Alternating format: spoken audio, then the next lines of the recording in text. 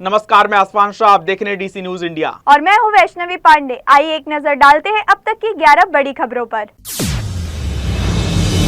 महाराष्ट्र में विधानसभा चुनाव के लिए सक्रिय हुआ राष्ट्रीय स्वयंसेवक संघ बीजेपी की मदद के लिए बड़े स्तर पर जनसंपर्क अभियान की तैयारी में आरएसएस। पूरे महाराष्ट्र में आरएसएस चलाएगा अभियान। आरएसएस पूरे महाराष्ट्र में मतदाता जागरूकता के लिए 3 लाख से ज्यादा छोटी बैठकें करेगा आयोजित। साथ ही आरएसएस ने संविधान सम्मान नाम से एक बड़ा कार्यक्रम शुरू करने की बनाई योजना। आरएसएस का दूसरा कार्यक्रम लोकमत परिष्कर, जिसमें विभिन्न उम्मीदवारों और पार्टी घोषणा पत्रों की होगी चर्चा, ताकि लोगों को चुनाव से पहले मिल सके सही जानकारी। इन सब के अलावा आरएसएस और कई कार्यक्रम करने की कर रहा तैयारी। भारत और न्यूजीलैंड के बीच मुंबई के वानखेड़े स्टेडियम में 3 मैचों की टेस्ट सीरीज का खेला जा रहा तीसरा मुकाबला। मैच की शुरुआत में न्यूजीलैंड ने टॉस जीतकर पहले बल्लेबाजी करने का किया फैसला, लेकिन उनकी पूरी टीम सिर्फ 235 रन पर सिमट गई। पहले दिन भारतीय टीम ने 19 ओवर में 4 विकेट खेलकर 86 रन बनाए। दूसरे दिन भारत की पारी भी मुश्किल में रही, जहां शुभमन गिल ने 90 रन बनाए, लेकिन उन्हें अजाज पटेल ने कर दिया आउट।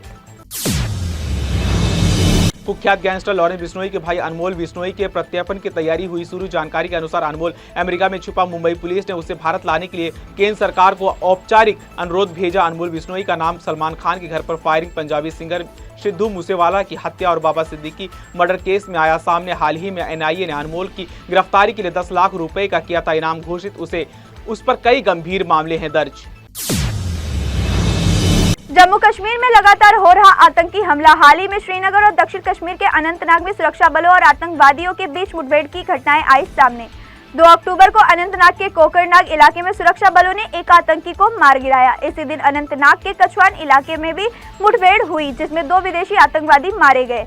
इससे पहले श्रीनगर के खनियार इलाके में सुरक्षा बलों ने आतंकवादियों की मौजूदगी की सूचना पर चलाया था सर्च अभियान, जिसमें आतंकवादियों ने गोलीबारी की और मुठभेड़ शुरू हो गई। 28 अक्टूबर को जम्मू कश्मीर के अखनूर इलाके में भी आतंकवादियों ने सेना के वाहन पर किया था हमला।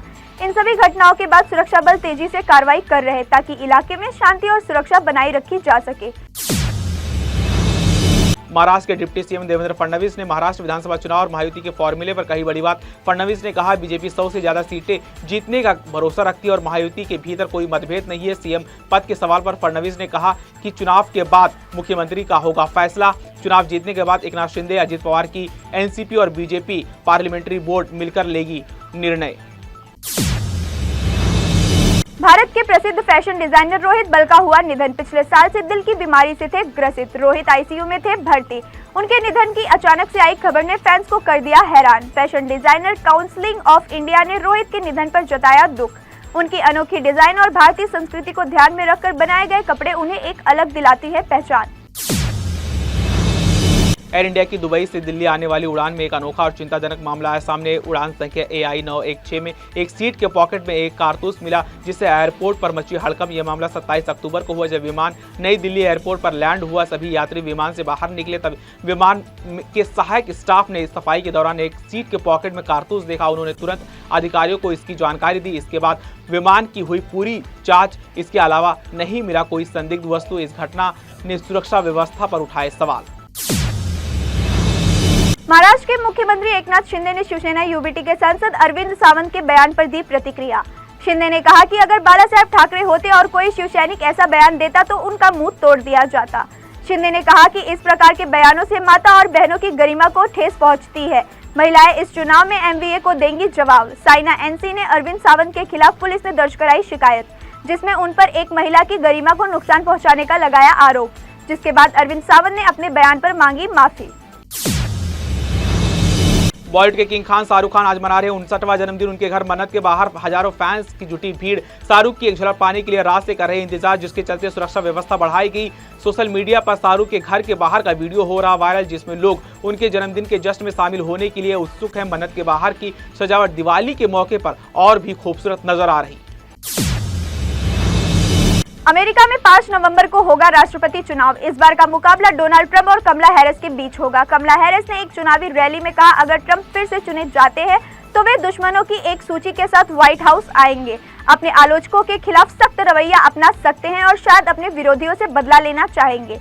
कमला हैरिस ने ट्रंप को अस्थिर और विभाजन फैलाने वाला बताया और आरोप लगाया कि उनका मकसद सत्ता को करना है नियंत्रित।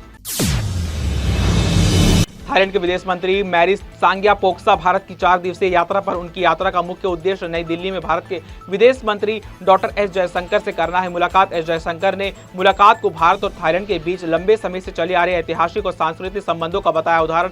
बैठक में दोनों नेताओं ने भारत थाईलैंड संबंधों पर की चर्चा, साथ ही बहुपक्षीय सहयोग और क्षेत्रीय विकास के मुद्दे पर की बात। मैरिस गुरुवार को नई दिल्ली पहुंचे और उन्होंने शुक्रवार को विवेकानंद इंटरनेशनल फाउंडेशन के सदस्यों के साथ विचारों के किया आदान प्रदान। तो ये थी अब तक की 11 बड़ी खबरें। देश और दुनिया से जुड़ी ताजा तरीन खबरों को देखने के लिए जुड़े रहिए डीसी न्यूज इंडिया के साथ। मुझे यानी वैष्णवी पांडे और मेरे सहयोगी असफान शाह को दीजिए इजाजत। नमस्कार।